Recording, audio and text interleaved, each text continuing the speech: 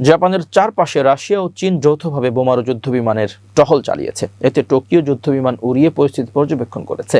Tokyo ও Beijing এর মধ্যে উত্তেজনা বেড়ে যাওয়ার মধ্যে এসব ঘটনা ঘটল। মঙ্গলবার 9 ডিসেম্বর রাতে জাপান এ তথ্য নিশ্চিত করেছে, খবর রয়টার্সের।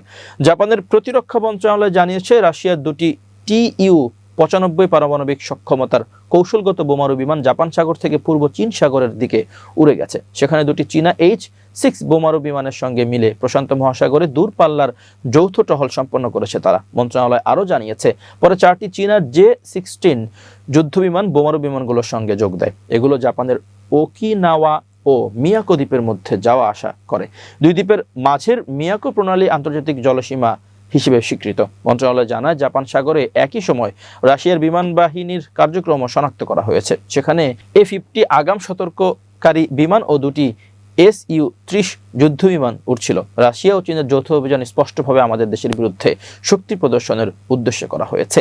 এটি আমাদের জাতীয় নিরাপত্তার জন্য গুরুতর উদ্বেগের বিষয়। জাপানের প্রতিরক্ষা মন্ত্রী শিনজিরো কোইজুমি বুধবার সামাজিক মাধ্যম এক্সে দেওয়া এক পোস্টে বলেন, রাশিয়া ও চীনের যৌথ অভিযান স্পষ্টভাবে আমাদের দেশের বিরুদ্ধে শক্তি প্রদর্শনের উদ্দেশ্যে করা হয়েছে। এটি আমাদের জাতীয় নিরাপত্তার জন্য গুরুতর উদ্বেগের বিষয়।